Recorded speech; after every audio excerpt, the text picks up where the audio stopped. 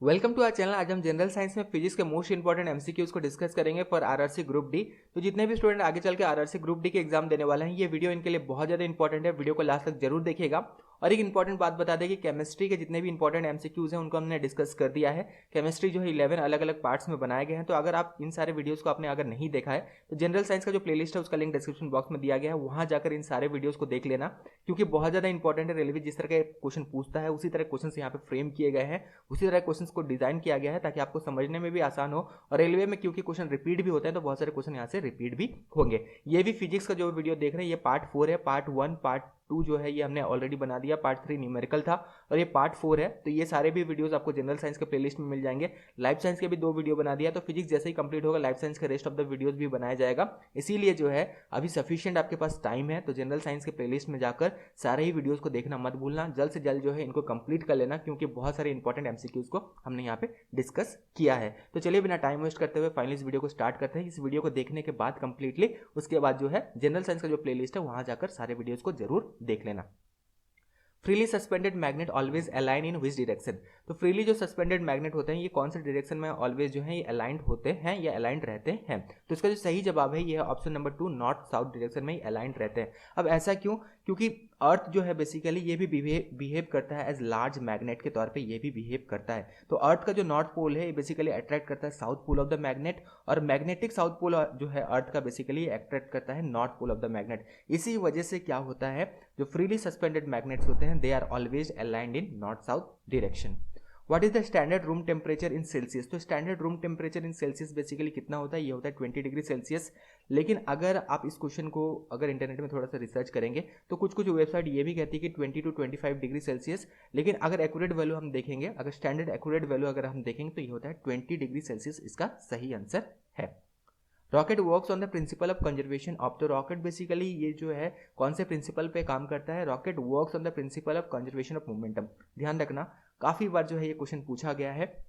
थोड़ा सा यहाँ पे डिस्कस भी कर लेते हैं ताकि आपको समझ में रहे। तो रॉकेट जो है अगर हम देखें तो ये मोमेंटम गेन कैसे करता है। मान लीजिए एक रॉकेट जो है अपवर्ड की तरफ जा रहा है, ठीक है, तो ये बेसिकली मोमेंटम कैसे गेन करता है। तो इसके जो रॉकेट के अंदर जो इंजन है बेसिकली ये क्या करता है, ये क्या करता है, गैस को जो है बहुत स्पीड से जो है एक्सपेल करता है। तो अपोजिट डायरेक्शन में जो जितने स्पीड से गैस जो है एक्सपेल होगा उतना ही ऊपर जो है ये रॉकेट उतना स्पीड से जाएगा। तो this is basically conservation of momentum. तो rocket works on the principle of conservation of momentum. 1 joule of energy per second is. तो 1 joule of energy per second basically ये क्या होता है? तो ये बेसिकली डेफिनेशन है 1 वाट का। जो डेफिनेशन है what is 1 watt, 1 watt is basically 1 joule of energy per second is basically 1 watt. तो इस तरह क्वेश्चन पूछने में रेलवे जो है सबसे आगे रहता है, क्योंकि ये बेसिक डेफिनेशन है। तो इस तरह क्वेश्चन रेलवे में बिल्कुल पूछा जाता है। A momentum of a body is tripled kinetic energy will be. तो देखिए हमने बार बार आपको ये कहा है कि जो हमने न्यूमेरिकल का वीडियो बनाया है फिजिक्स का, देखना बहुत ज़्यादा जरूरी है, क्योंकि फिजिक्स में अगर हम देखें 25 नंबर का अगर जनरल साइंस का पूछा जा रहा है तो कम से कम 2 क्वेश्चन फिजिक्स का न्यूमेरिकल जरूर पूछा जाएगा। तो उस वीडियो को देखना मत भूलना। अगर इस वीडियो को देखते हैं तो काफ़ी क्वेश्चन इस तरह का जो क्वेश्चन पूछा जाता है ना एग्जाम में, यहाँ पे आपको कोई दिक्कत नहीं होगा, क्योंकि यहाँ पे पहले अगर आपको मान लीजिए वैल्यू पता भी नहीं है, ठीक है, तो मोमेंटम बेसिकली इसे किससे डिनोट किया जाता है, पी से डिनोट किया जाता है। मोमेंटम इक्वल्स टू क्या होता है? मोमेंटम अगर हम देखें equals to mass into velocity होता है, ठीक है। काइनेटिक एनर्जी भी हमने डिस्कस किया था। काइनेटिक एनर्जी क्या होता है? काइनेटिक एनर्जी अगर हम देखें तो ये क्या होता है, पी स्क्वायर बाय 2m होता है। तो m का यहाँ m बेसिकली यहाँ पे मास है, पी स्क्वायर बाय 2m। तो यहाँ पे क्या कहा जा रहा है, अगर हम मोमेंटम को ट्रिपल कर देंगे, तो मान लीजिए मोमेंटम को अगर हम ट्रिपल कर देंगे तो ये क्या हो जाएगा, अगर यहाँ पे 3p हो जाएगा, 3p स्क्वायर हो जाएगा। ट्रिपल कर देते हैं मोमेंटम को, बाय 2m हो जाएगा, ठीक है। तो ये कितना हो जाएगा, अगर कंप्लीट स्क्वायर कर देंगे तो ये 9p स्क्वायर बाय 2m हो जाएगा। तो बेसिकली ये 9 टाइम्स हो जा रहा है ओरिजिनल वैल्यू का। ओरिजिनल वैल्यू क्या है? ओरिजिनल वैल्यू काइनेटिक एनर्जी का क्या होता है, p स्क्वायर बाय 2m होता है, लेकिन यहाँ पे 9p स्क्वायर बाय 2m है, तो यहाँ पे 9 times of the original value. तो काइनेटिक एनर्जी यहाँ पे 9 टाइम जो है ये इंक्रीज हो जाता है। तो इस तरह अगर बेसिक फार्मूलाज भी हमने वहाँ पे सारे ही डिस्कस किए हैं। इसी वजह से जो है बेसिकली जो न्यूमेरिकल है फिजिक्स का न्यूमेरिकल का जो यहाँ पे अगर जो वीडियो का प्लेलिस्ट में भी आप जनरल साइंस के प्लेलिस्ट में भी जाकर देख सकते हैं, या फिर उस वीडियो का जो लिंक है ये डिस्क्रिप्शन बॉक्स में दे दिया जाएगा। उस वीडियो में जरूर जाकर देख लेना, सारे इंपॉर्टेंट हमने न्यूमेरिकल्स को डिस्कस किया है। इस वजह से ये एक रिक्वेस्ट है कि फिजिक्स का न्यूमेरिकल जो है, जैसे हमने पहले भी कहा था अभी भी कह रहे हैं कि फिजिक्स का न्यूमेरिकल देखना बहुत ज़्यादा इंपॉर्टेंट है, ताकि इस तरह के क्वेश्चंस में आपको कोई दिक्कत ना ना हो। आगे बढ़ते हैं। Amount of radiation being emitted by radioactive material is measured using the conventional unit. तो यहाँ पे जो है कन्वेंशनल यूनिट पूछा गया है, ना कि एसआई यूनिट पूछा गया, ये ध्यान रखना। रिसेंटली जो है ये क्वेश्चन बना था, रिसेंटली एक एग्जाम हुआ था जिसका नाम है आरआरबी एनटीपीसी सीबीटी 1, उसमें ये क्वेश्चन बना था। तो इस तरह के जो है क्वेश्चन जितने भी रेलवे ने क्वेश्चन लिया है, अलग अलग बनाया है, अलग अलग 2018 से एग्जाम लेते आए हैं, तो सबको जो है हमने अच्छा से जो है अरेंज किया है आपके लिए, ताकि कहीं भी आपको कोई दिक्कत ना हो। इसीलिए बार बार कहते हैं वीडियो को लास्ट तक जरूर देखना, ताकि आपको कंप्लीट जो है यहाँ पे नॉलेज मिले, और कंप्लीट जो है अच्छा से जो है यहाँ पे नॉलेज गेन करने के बाद कंप्लीटली अच्छा से आप परफॉर्म कर पाए एग्जाम में। तो amount of radiation being emitted by radioactive material is measured using conventional unit, जो है बेसिकली क्यूरी में मेजर किया जाता है। क्यूरी एसआई यूनिट नहीं है। एसआई यूनिट जो है बेसिकली ये है बैक्यूरेल, ठीक है। तो एसआई यूनिट पूछा जाए तो बैक्यूरेल होगा यहाँ पे, और यहाँ पे कन्वेंशनल यूनिट पूछा गया तो इसका सही जवाब है Curie.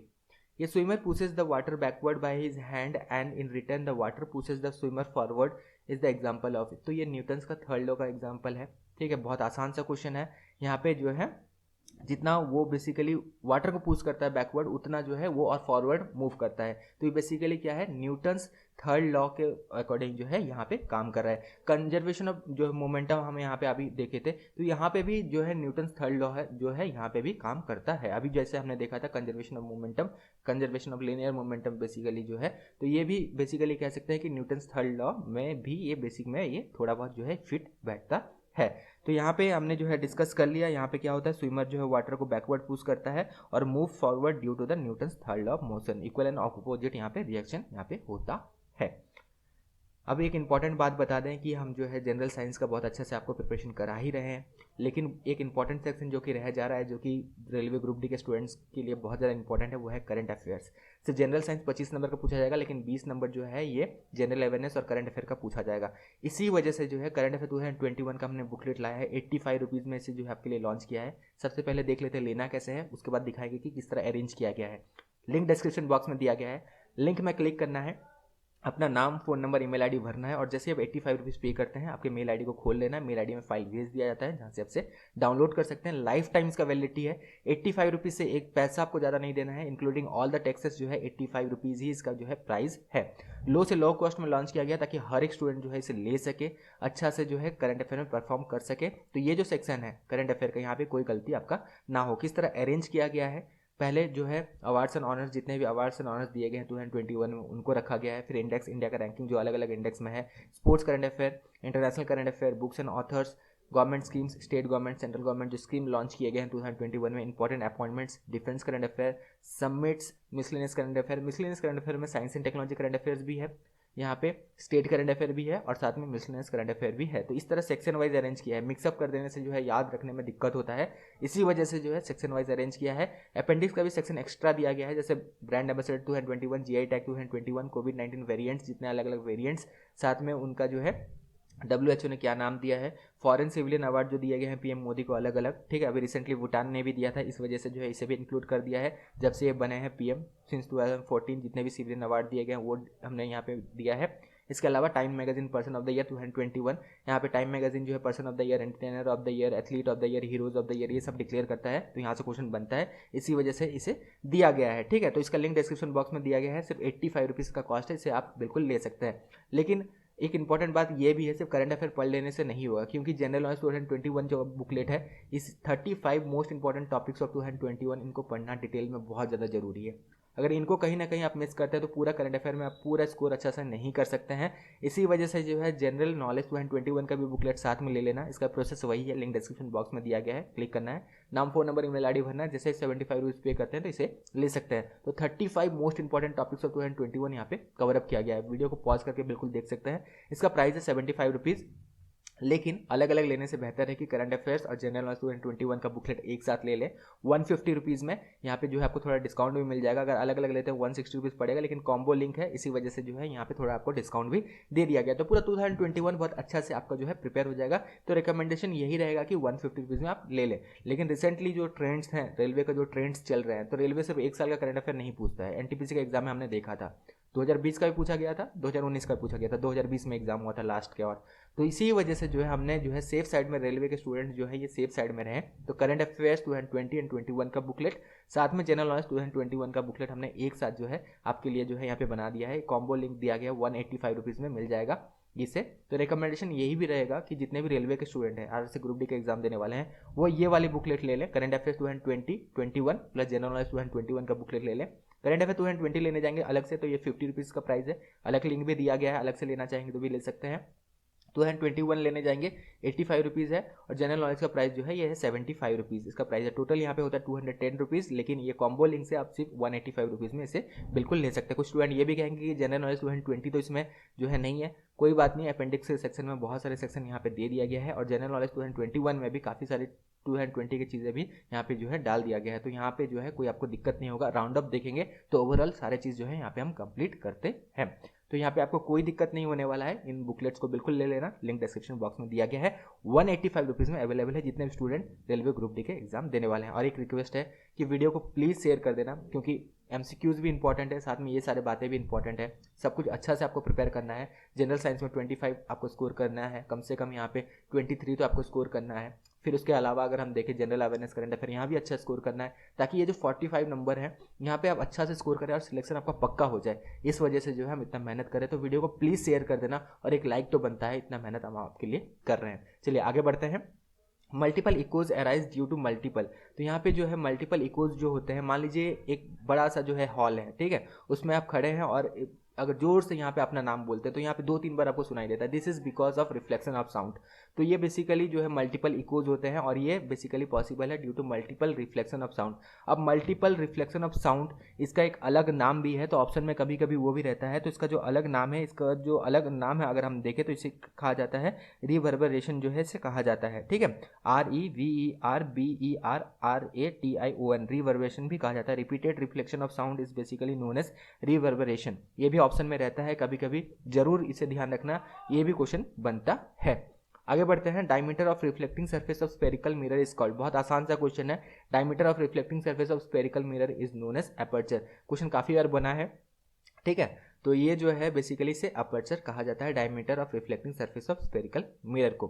Kinetic energy plus potential energy, ये बेसिकली क्या होता है? तो kinetic energy plus potential energy basically ये जो होता है ये मैकेनिकल एनर्जी होता है। तो sum of potential energy plus kinetic energy is equal to objects total mechanical energy. Mechanical energy का अगर आप डेफिनेशन देखें, मैकेनिकल एनर्जी थोड़ा सा यहाँ पे डिस्कस कर लेते हैं ताकि क्लैरिटी अच्छा से रहे दिमाग में, इस तरह का जब क्वेश्चन बने। मैकेनिकल एनर्जी बेसिकली क्या होता है? Mechanical energy of an object can be the result of its motion, basically इसे काइनेटिक एनर्जी कहा जाता है, result of its motion. Basically ये काइनेटिक एनर्जी है and the result of its stored energy of position, इसे potential energy कहते हैं। तो basically sum of potential energy and kinetic energy is mechanical energy. तो यहाँ पे पूरा क्लैरिटी आपको मिल गया होगा। आगे बढ़ते हैं। To hear a distinct echo the time interval between the original sound and the reflected sound must be at least. तो यहाँ पे जो है डिस्टिंक्ट इको को हियर करने के लिए ओरिजिनल साउंड और रिफ्लेक्टेड साउंड के बीच में एटलीस्ट जो है टाइम इंटरवल कितना होना चाहिए? तो ये होना चाहिए 0.1 सेकेंड। ध्यान रखना, ये क्वेश्चन जो है ये भी काफ़ी अलग अलग कम्पिटिटिव एग्जाम में पूछा गया है। रेलवे में भी इस तरह क्वेश्चन अभी तक तो बना नहीं है, लेकिन आगे चल के जो है देखने मिल सकता है। इसी वजह से जो है इसे हमने यहाँ पे कवर अप किया है। Electric current flow in the wire due to, तो electric current flow in the wire due to the motion of electron और मूवमेंट ऑफ इलेक्ट्रॉन, ये आपको ऑप्शन मिलेगा। This is possible due to motion of electron. A sound of single frequency is called, काफ़ी बार question बना है। तो sound of single frequency इसे बेसिकली टोन कहा जाता है और मिक्सचर ऑफ मल्टीपल फ्रीक्वेंसी इसे बेसिकली नोट कहा जाता है। यहाँ पे कंफ्यूज मत होना, क्वेश्चन काफ़ी बार बना है। साउंड ऑफ सिंगल फ्रीक्वेंसी को बेसिकली टोन कहा जाता है and mixture of multiple frequencies इसे बेसिकली जो है नोट कहा जाता है। Doppler's effect is related to change in dash of sound, तो ये भी जो है फ्रीक्वेंसी ऑफ साउंड से रिलेटेड है। तो इसका जो सही आंसर है फ्रीक्वेंसी ऑफ साउंड। थोड़ा सा यहाँ पे डिस्कस भी करेंगे। बहुत सारे स्टूडेंट ये कहेंगे कि ये तो क्लास 10 में इतना अच्छा से दिया नहीं गया है, ये तो बेसिकली क्लास 12 का है। तो रेलवे इसी तरह का ही क्वेश्चन पूछता है। कभी कभी जो है 12th का भी 1-2 क्वेश्चन मिल जाएगा, कभी कभी ग्रेजुएशन का भी क्वेश्चन मिल जाएगा। 25 नंबर में अगर आप देखें तो यहाँ पे एक या दो क्वेश्चन आपको जो है 12th या फिर ग्रेजुएट का मिलेगा। तो यहाँ पे 23 क्वेश्चन तो सही रहेंगे, पूरा एकदम जो सिलेबस है वही रहेंगे। लेकिन यहाँ पे 2 से 3 क्वेश्चन अगर हम देखें 22 to 23 क्वेश्चन यहाँ पे सही रहेंगे। 2 से 3 क्वेश्चन ऐसा रहेंगे जहाँ पे अगर आपको नहीं पता है तो हम रिक्वेस्ट करेंगे please don't touch this question. यहाँ पे गलत हो सकता है, नेगेटिव मार्किंग आप स्कोर कर सकते हैं। ये अलग अलग चैनल्स में नहीं बताया जाता है क्योंकि पेपर जिन्होंने अच्छा से एनालिसिस किया है उनको ही पता है। कुछ कुछ क्वेश्चन ऐसा है कि ग्रेजुएट लेवल का भी क्वेश्चन डाल दिया गया, आप बोलेंगे कि ये तो 12th में भी नहीं है, ऐसा ऐसा जो है क्वेश्चंस पूछे गए हैं। लेकिन सबसे अच्छी बात रेलवे का ये है कि वो देखता है कि एक बेसिकली जो एग्ज़ाम देने आया है वो बेसिकली कैसे इस क्वेश्चन को लेता है। ठीक है, वो इस कोशिश में तो नहीं है कि हर क्वेश्चन सॉल्व कर दे, वो इस कोशिश में बिल्कुल मत रहिएगा क्योंकि 1-2 क्वेश्चन ऐसा रहता है। लेकिन सबसे अच्छी बात है कि 1-2 क्वेश्चन ही रहता है, बाकी सब क्वेश्चन सही रहते हैं, 10th लेवल के ही रहते हैं, कोई आपको दिक्कत नहीं है। तो 1-2 क्वेश्चन जो कि बहुत ज़्यादा आपको लग रहा है कि टफ है या फिर ग्रेजुएशन लेवल का है या फिर 12th लेवल का है, उसे छूने का जरूरत नहीं है, उसे छोड़ दे। बेटर नेगेटिव स्कोर करने से बेहतर है कि उसे छोड़ दे। इसी वजह से हम ये बार बार आपको कहते हैं और इस तरह क्वेश्चंस को हम डिस्कस भी करते हैं कि कौन कौन सा क्वेश्चन आया है। डॉपलर इफेक्ट काफ़ी बार रिपीट हुआ है तो यहाँ पे आपको कोई दिक्कत नहीं होगा, भले ही 10th का है 12th का भी ये कॉन्सेप्ट है, कोई लेकिन दिक्कत यहाँ पे नहीं होने वाला। और एक क्वेश्चन बनता है वो भी हम आपके साथ पहले डिस्कस कर लेते हैं ताकि यहाँ पे आपको कोई दिक्कत ना हो। तो डॉपलर इफेक्ट्स बेसिकली देखते हैं तो it works on both light and sound. ये क्वेश्चन बना है Doppler effects work on sound light, इस तरह रहता है, both sound and light, neither sound and light, तो ये बोथ पे काम करता है। ठीक है, लाइट एंड साउंड दोनों पे काम करता है। तो यहाँ पे Doppler effect is related to change in basically यहाँ पे फ्रीक्वेंसी ऑफ साउंड होता है। एक एग्जांपल लेके देखते हैं ताकि आपके दिमाग में छप जाए कि यहाँ पे आए तो कोई गलती ना हो। मान लीजिए एक एम्बुलेंस है, उसके ऊपर सायरन लगा हुआ है, वो अगर आपकी तरफ आ रहा है तो ये जो साउंड क्रिएटिंग ऑब्जेक्ट है सायरन, ये आपकी तरफ आ रहा है तो ये जो है इसका फ्रीक्वेंसी जो है ग्रेजुअली इंक्रीज हो रहा है तो इसका पिच भी इंक्रीज होगा तो आपको ये जोर से सुनाई देगा। लेकिन मान लीजिए आपको तरफ आने के बाद ये आपको क्रॉस करेगा तो जितना दूर चला जाएगा उतना ज़्यादा ही यहाँ पे जो है फ्रीक्वेंसी जो है डिक्रीज होगा और इसके साथ साथ पिच भी डिक्रीज होगा। तो यही बेसिकली डॉपलर इफेक्ट है। तो यहाँ पे बेसिकली फ्रीक्वेंसी ऑफ साउंड जो है ये चेंज होता है। अब आपको समझ में यहाँ भी आ गया होगा। Which is correct, work equals to mass into gravity into height. अब बहुत सारे स्टूडेंट हैं उन्होंने वो अब ये सोचेंगे कि वर्क इक्वल्स टू न्यूमेरिकल में पढ़ाया गया था फोर्स इंटू डिस्टेंस, जो न्यूमेरिकल वाला वीडियो है, इसलिए बार बार कहते हैं न्यूमेरिकल वाला वीडियो जरूर देखना क्योंकि इस तरह क्वेश्चन रेलवे पूछता है। फोर्स इंटू डिस्टेंस होता है, या फिर ये भी पढ़ाया गया था कि फोर्स इंटू एस होता है, बेसिकली ये ग्रेविटेशन में लिखा जाता है। ठीक है, फोर्स इंटू एस ये बेसिकली ग्रेविटेशन में लिखा जाता है। अब हम क्या करें, यहाँ पे वर्क इक्वल्स टू जो है इसका सही आंसर कैसे दें क्योंकि ये तो पढ़ाया ही नहीं गया है। ठीक है, कोई दिक्कत नहीं है। ग्रेविटेशन में कुछ केसेस में ये होता है कि work equals to potential energy होता है, पोटेंशियल एनर्जी इक्वल्स टू क्या होता है mgh होता है। तो यह ध्यान रखना, कुछ केसेस में ये होता है mgh। इसके बारे में हम डिस्कस करेंगे, न्यूमेरिकल पार्ट 2 है तो वहाँ पे बिल्कुल डिस्कस किया गया है इसको, तो यहाँ पे कोई दिक्कत नहीं होगा। लेकिन न्यूमेरिकल पार्ट 1 जरूर देख लेना जिसके बारे में पहले से हम जो है आपको बताते आए हैं, उसका लिंक डिस्क्रिप्शन बॉक्स में दिया गया, उस वीडियो को देखेंगे तो काफ़ी आपको क्लैरिटी मिलेगा। तो potential energy work done equals to basically potential energy होता है, कुछ कुछ केसेस में ग्रेविटेशन में mgh होता है। तो work done equals to basically होता है mass into gravity into height, ये होता है। तो फिलहाल के लिए इसे ध्यान रखें। एग्जामिनर जो है वो बहुत चालाक है, वो जानता है कि फोर्स इंटू डिस्टेंस तो सभी को पता है, यहाँ पे थोड़ा सा हम ट्विस्ट करते हैं और वो इस तरह के आपको ऑप्शन देते हैं। तो work equal to mass into gravity into height होता है। If resistance of conductor is double the current will be. तो मान लीजिए रेजिस्टेंस को अगर डबल कर दिया जाए तो करंट यहाँ पे क्या होगा, सिंपल है, ओम्स लॉ हमने डिस्कस किया था न्यूमेरिकल में, V इक्वल्स टू आई बार, ये चीज़ें तो हमने डिस्कस ही किया था, कोई दिक्कत नहीं है। तो I इक्वल्स टू क्या होगा, V/R होगा। तो यहाँ पे आप देख सकते हैं current is inversely proportional to resistance. तो यहाँ पे मान लीजिए हम अगर यहाँ पे रेजिस्टेंस को डबल कर देते हैं, ठीक है, रेजिस्टेंस को डबल कर देते हैं तो मान लीजिए यहाँ पे हम अगर रेजिस्टेंस को डबल कर देते हैं तो करंट क्या हो जाएगा, ऑब्वियसली ये ओरिजिनल वैल्यू है करंट का, ये इसमें हाफ हो रहा है। ठीक है, बेसिकली 1/2 VR ही हो रहा है, हाफ VR ही हो रहा है। तो यहाँ पे करंट क्या हो जाएगा, हाफ हो जाएगा, सिंपल है, करंट विल गेट हाफ। तो ओम्स लॉ से सिंपली इसको समझ सकते हैं। तो न्यूमेरिकल वाला वीडियो इसीलिए इंपॉर्टेंट है, हम बार बार आपको कह रहे हैं कितने क्वेश्चन देखिए फिजिक्स में इसी से न्यूमेरिकल से ही रिलेटेड है।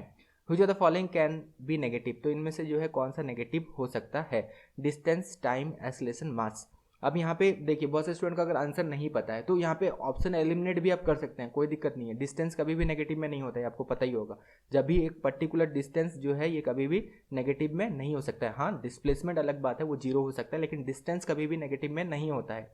टाइम क्या नेगेटिव में हो सकता है, टाइम भी कभी नेगेटिव में नहीं हो सकता है। एक्सेलरेशन अगर आपके मान लीजिए इसमें कन्फ्यूजन है।